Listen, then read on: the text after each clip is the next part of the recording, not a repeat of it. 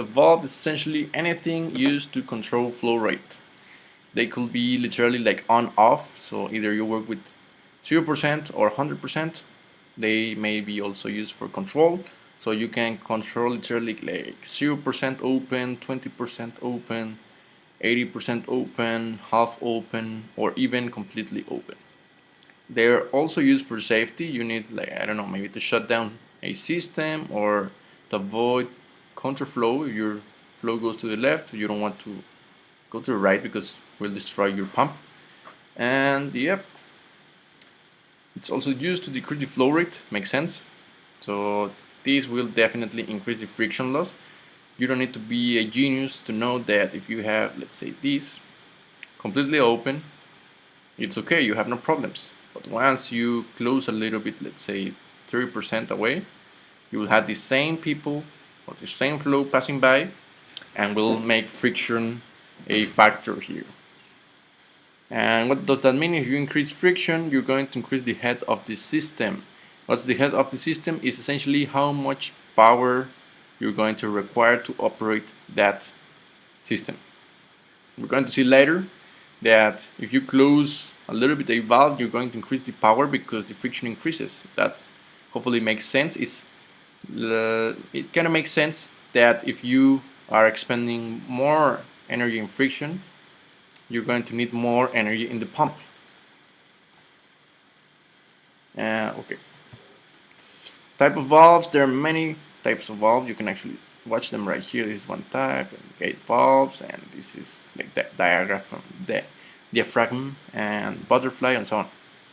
So quick list: globe valve, check valve, butterfly, ball, gate, needle valve, diaphragm valve, and important, safety valve.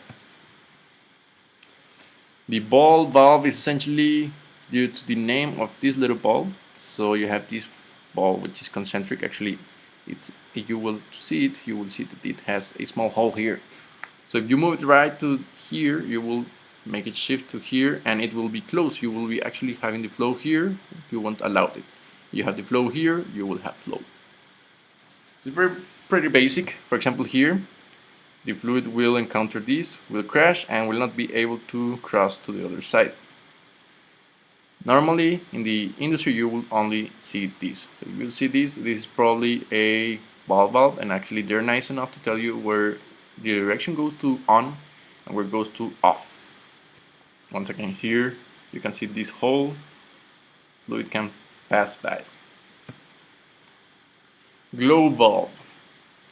Okay, as the name implies, is something here. Here is the globe, here goes the fluid, and then you have this little piston leg, which will either if you move it, starts going up, the plug goes up, and there's space to move. So this is good because it is almost on-off work. So you push it, you will have 0%. You pull it up, you will have 100% of flow. And as the direction implies here, it goes from left. Here cannot go, it's closed, but this will be open. This one open right here. Diaphragm valve is kind of similar, but here we have this little, let's say, diaphragm. Instead of having this alone, which will be gate valve, we have this little guy right here. So you have perfect hermetic closing. You will not let the flow go from left to right. And here, well, since the diaphragm is up, you can have flow. This is a little bit more interesting. You can see how the diaphragm changes direction. Like literally the diaphragm of a person. It breathes, opens. It exhalates, closes. The check valve is a very common valve used to avoid the, let's say, the counterflow. So imagine we have this flow, and what will happen if we have reverse flow? This will push this little guy right here and will be closed right here, and there will be no flow in the counter direction. So it's pretty impressive how something that simple can avoid something that will definitely destroy your pump or something like that. Here we have it. Flow can go through here, but if flow goes through here, we'll push this and we'll close, and when it's closed you will have no flow. Actually this one is closed right here, and it's nice because if you have a forward flow, this will push and will allow to have a flow. And of course they have a little button right here in order to close it. If you want to close it permanently, you just click it and it will fix, and even though it pushes, it won't open. Gate valve is literally a gate. So this starts moving up, and as it moves up, these or the gates start opening. You can see you can control, maybe this is 40% open, this is 0% open, this is 100% open. You can see the flow, and when you close it, it's 0% open. You have no flow. Actually, this way. The needle valve I actually haven't encountered personally that much, but I think it's very used in many type of industries. So let me show you. Essentially, here goes the valve, and it will push, and as it pushes, it won't allow the fluid go from point A to point B. Butterfly valve is also very creative. It will have a little bit more friction. For example, this, you will have always friction here, but you can pass through left and you can pass through right. And as you start moving it, you start rotating this disc until you get, for example, closed. You could also have it a little bit not so, let's say, closed. You can have a little flow right here and right here. And yeah, essentially it's everything on valves. The last valve will be the safety valve. It's used to avoid or to stop, for example, if there is excess of pressure.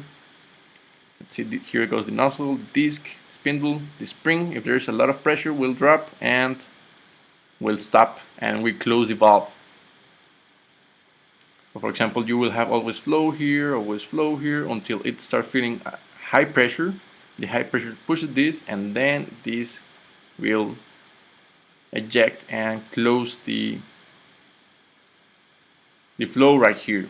This is good because it's safe for everyone, so you can avoid increasing pressures, which are of course very dangerous. For example, if you have a pipe and you cannot operate more than 10 atmospheres, and you set this valve to operate at 9.5 atmospheres. So when it goes to 9.5, this valve will be executed and we close the system, and the pressure will lower almost immediately. That's everything on the theory I wanted to show you guys. You want to see problems involving this? Well, actually there are no problems. It's only apply problems. If I tell you I choose a gate valve, just try to imagine the gate valve. If I tell you there's a check valve, try to imagine the check valve. But actually there are no problems, guys, so don't worry in checking out the problems. You can continue to the next block. I'm going to make the conclusion and see you in the next video. This was a free preview. You want to get full access, go to my incompressible flow course. The link is in the description of the video. You will get all access. Not only that, you get a very straightforward, user-friendly interface. So for instance, you were analyzing or studying pumps, you have it here, the pump block, and then you have the sections. If you were, for example, studying the types of pumps, you can go here, and you have all the classes right here. Not to mention that you also have introduction and conclusion of every one of these. So for instance, if you were studying positive displacement pumps, the video is right here. You were studying positive displacement pumps in rotatory and reciprocal are also included here.